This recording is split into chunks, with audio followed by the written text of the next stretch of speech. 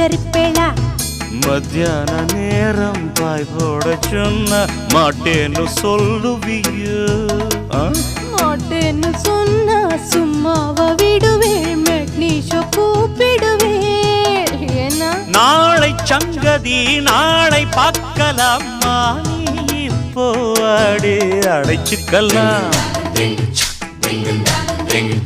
மாடத்திலே கன்னி மாடத்திலே ஆணி பொண்ணு ஐயராத்து பொண்ணு. கூடத்திலே நடு கூடத்திலே ராஜா போல ஐயராத்து பிள்ளை. மாமி சின்ன மாமி மடிசால் அழகி வாடி சிவகாமி.